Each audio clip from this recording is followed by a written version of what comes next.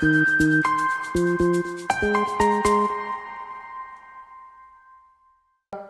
ways. And we're good.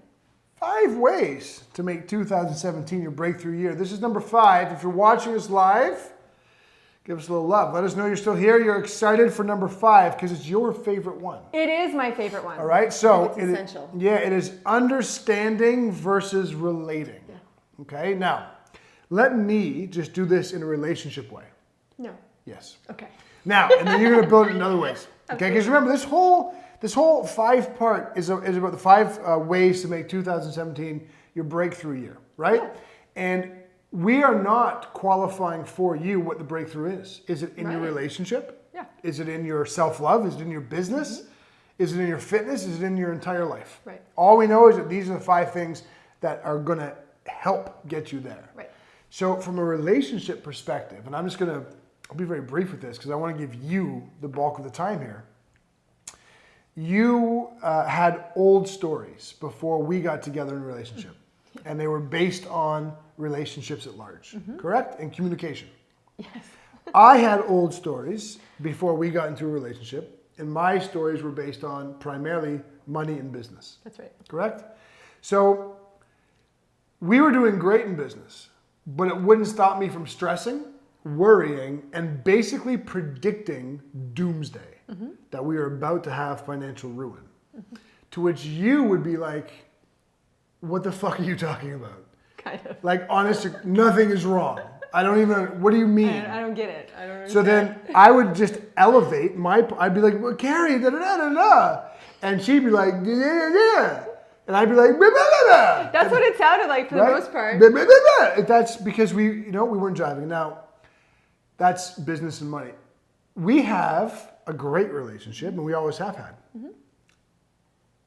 But then Carrie would say to me, I don't know, I just don't know if we're that connected. And I'd say, what do you mean? We're so connected. So then she'd go, blah, blah, blah, blah, and I'd go, blah, blah, blah, blah, blah, blah, blah, blah, blah, blah, blah, blah, blah, blah. So, what's the point? You won't always be able to relate to your friend, to your wife, to your husband, to your partner. You won't always be able to relate to their concerns, but you can choose to understand them. And that has been the biggest difference maker in our relationship. And why are we pitching this from a relationship standpoint?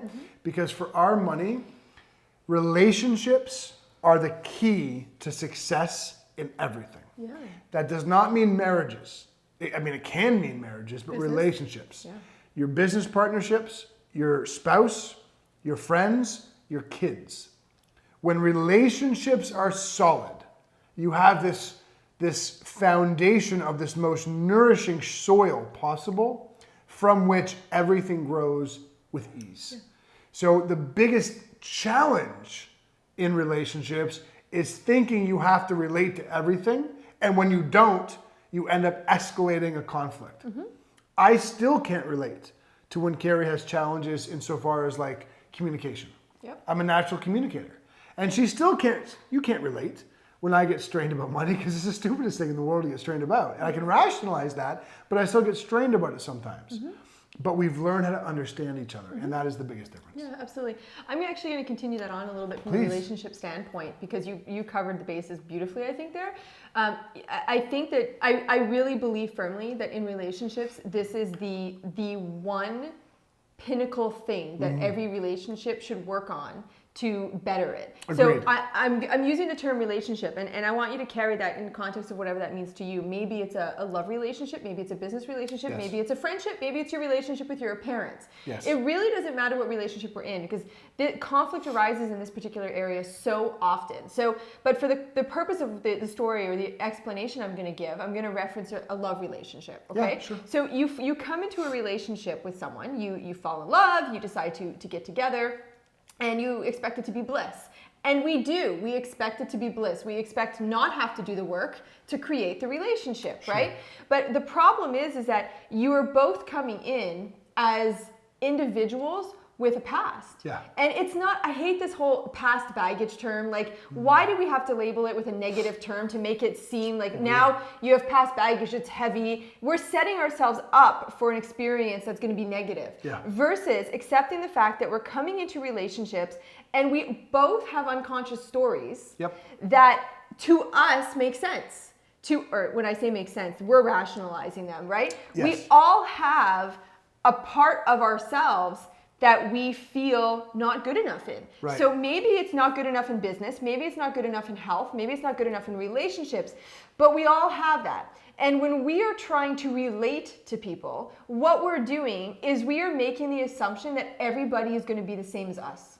And it's such a naive assumption to make. We're trying to see their stress from our perspective. Absolutely. It's an impossibility, right? So you end up growing frustrated because you can't relate. But moreover, what you end up doing in that moment is you end up actually putting that person to an even lower level of self-worth because in your process of trying to relate, you diminish. Yes. You say, you know, what are you talking about? Like, I mean, we did it, right? What are you talking about? Yep. There's nothing wrong. So now that person feels like, well, I'm worried about nothing. Or, you know, you start calling each other names, or you try to change the person forcefully or using maybe scare tactics even. If you don't change, I'm leaving. Sure. The problem with that is that's not helping anything grow, right? But if you stop for 1 second and think about your innermost challenge, right? It doesn't matter the details or the specific of the story. We can all understand what it feels to be not good enough, to feel inferior, to feel fearful.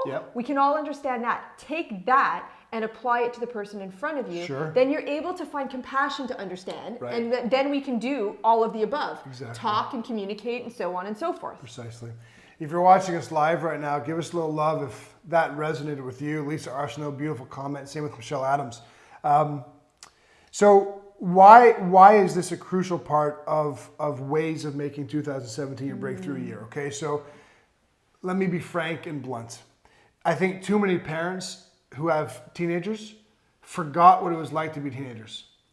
And they crack this whip and they make these expectations that they themselves would not have lived up to when they were 14 or 15 or 16 years old. And we strive hard at that one. Certainly in our personal, in our spousal life, you know, the more we are cohesive and at peace, the more compassion we share for each other, the happier we are. All of that extends into love, peace, and happiness. And that is fertile ground. When there is an air of love, an air of peace, an air of happiness, an air of inclusion in your immediate energy circle at all times, how can success not happen? How can you not lose the weight you want to lose? How could you not have the business success that you want to have? How could you not succeed? If you are permeated at all times with love and happiness and peace and inclusion. If those cornerstones, those pillars exist in your world at all times, how is success even remotely anything other than an obvious? Which is why it is one of the 5 ways to make 2017 your breakthrough year. Learn to understand with compassion your kids, your wife, your husband, your boyfriend, your girlfriend, your business partners, every relationship you have. Strive to understand with compassion in the absence of trying to relate through judgment. Absolutely. Because when you do, you create love, peace, inclusion, and happiness. And from that, success in anything is an absolute. That was number 5. JG is going to sign us off there.